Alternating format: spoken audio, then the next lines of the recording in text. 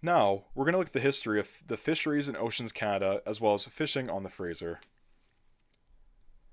As you arrive at Queensborough, or if you look across the water from the first boardwalk at the Esplanade, you can see Fisheries in Oceans Canada on the tip of Annacis Island just across the water there.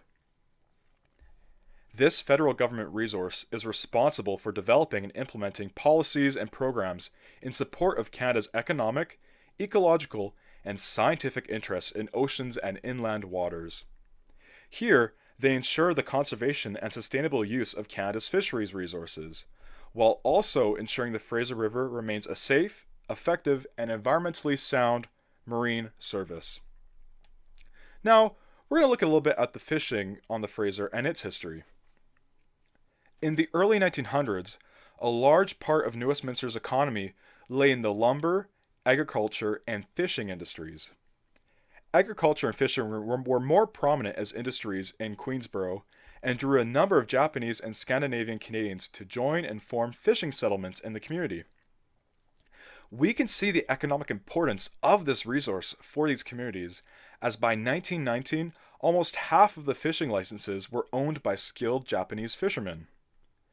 Unfortunately, as a result of racist policies and fear of competition by others in the fishing industry, as the Japanese population grew, the number of licenses given to those of Japanese descent was limited by the government. If you were to work as a fisher on the Fraser River, you would likely encounter many species of fish, including salmon, ulakins, which are also known as candlefish, herring, and sturgeon. To catch these fish, fishers have a specific set of tools and equipment that are essential in the catching process.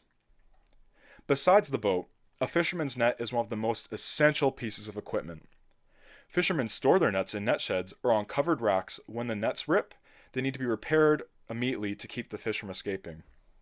Using fishing needles, fishermen repair their nets by weaving new line in the holes. Along the river near Sapperton Landing, you used to be able to see many of these net sheds used by fishers.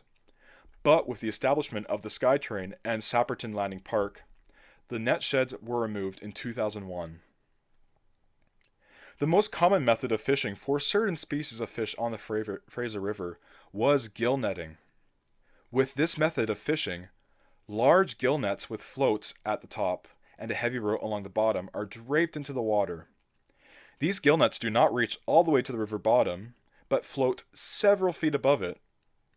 Once the net is ready to be put out, a winch on the boat lowers the end of the fishing net into the water as the boat is driven across the river in a horseshoe shape or weir to intercept fish as they swim upstream. Fishermen will know that there are fish in the net once those floats begin to bob up and down. This signals them to pull the winches in and collect their catch.